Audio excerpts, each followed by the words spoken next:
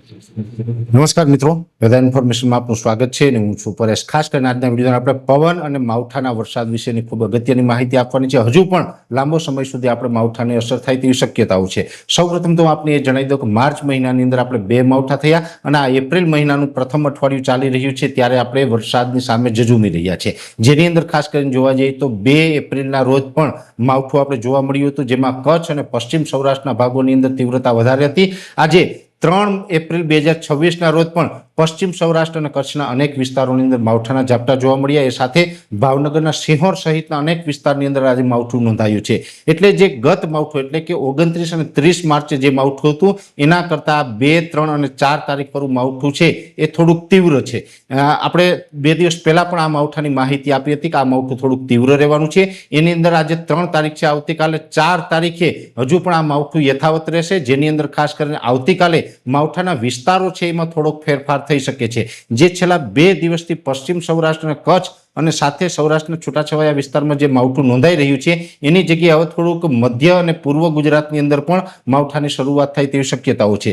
જેમાં ખાસ કરીને જોવા જઈએ તો આવતીકાલે 4 એપ્રિલ 2026ના રોજ કચ્છ અને પશ્ચિમ સૌરાષ્ટ્રમાં માવઠાની અસર થોડી ઘટશે, છતાં પણ ત્યાં છૂટાછવાયા ઝાપટા ચાલુ રહેશે। સૌરાષ્ટ્રના બીજા વિસ્તારોએ રાજકોટ, મોરબી, સુરેન્દ્રનગર, બોટાદ, ભાવનગર, અમરેલી, ગીર સોમનાથ આ વિસ્તારોની અંદર પણ હળવા એકદમ છૂટાછવાયા સામાન્ય ઝાપટાની શક્યતાઓ છે।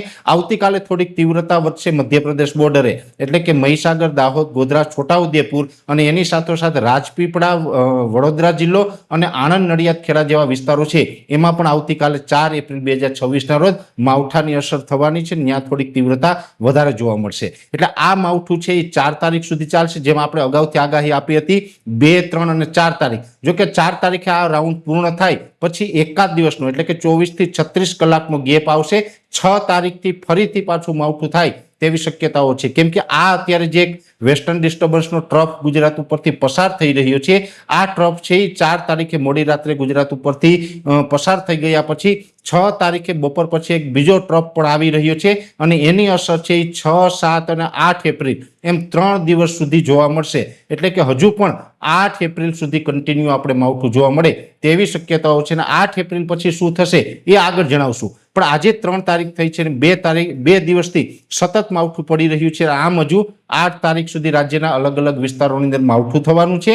એટલે આ માવઠું થવાનું છે એની સાથોસાથ પવનની ઝડપ છે એ પણ અત્યારે નોર્મલ કરતાં વધારે છે। અત્યારે આમ જોવા જઈએ તો એવરેજ 12 થી 14 કિલોમીટર પવનની ઝડપ હોવી જોઈએ, એની જગ્યાએ અત્યારે મોટાભાગના વિસ્તારોની અંદર પવનની ઝડપમાં વધારો થઈ અને 15 થી લઈને 20 કિલોમીટર પ્રતિ કલાક અને ગસ્ટિંગ છે એના ઝટકાના પવન હોય છે એ 25 થી 30 અને અમુક જગ્યાએ 30 કિલોમીટર કરતાં પણ વધારે નોંધાઈ રહ્યા છે। એટલે પવનની ઝડપ છે એ થોડીક વધારે છે। જોકે આ પવનની ઝડપ છે હવે લાંબો સમય ચાલશે, એટલે કે આ પવનની ઝડપ છે એ મોસ્ટ ઓફ લગભગ તમામ એરિયાઓની અંદર 15 એપ્રિલ 2026 સુધી કન્ટિન્યુ રહેશે। એટલે પવનની ઝડપ છે એમાં હમણાં ઘટાડો નહીં જોવા મળે, અમુક વિસ્તારમાં ગસ્ટિંગમાં ઘટાડો થશે, બાકી પવનની ઝડપ જે અત્યારે 12 થી 15 કિલોમીટર હોવી જોઈએ એની જગ્યાએ આપણે લગભગ 16 થી લઈને 20 કિલોમીટર પ્રતિ કલાકની ઝડપે પવન ફૂંકાશે અને ગસ્ટિંગ એનાથી થોડાક વધારે હોઈ શકે। એટલે આ પ્રકારનો પવન છે એ 15 એપ્રિલ 2026 સુધી કન્ટિન્યુ રહેવાનો છે।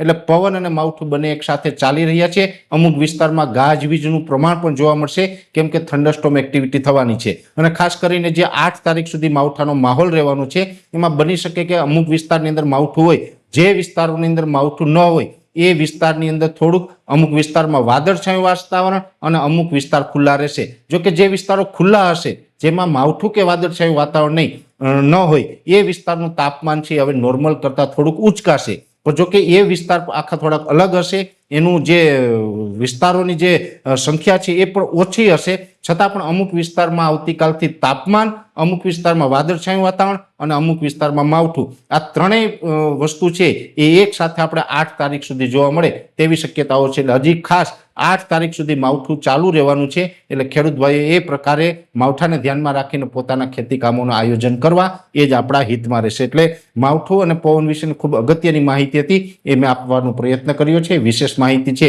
એ નેક્સ્ટ વિડીયોમાં આપવામાં આવશે। અત્યારે આ વિડીયોની અંદર એટલું જ। અંતમાં દરેક મિત્રોને વિનંતી રહેશે વિડીયોને લાઈક આપીને દરેક ગ્રુપમાં શેર કરી દેવો। યુટ્યુબ ઉપર જોઈ રહ્યા હોય તો ચેનલને સબસ્ક્રાઇબ કરજો અને ફેસબુક પેજને ફોલો કરજો। નમસ્કાર।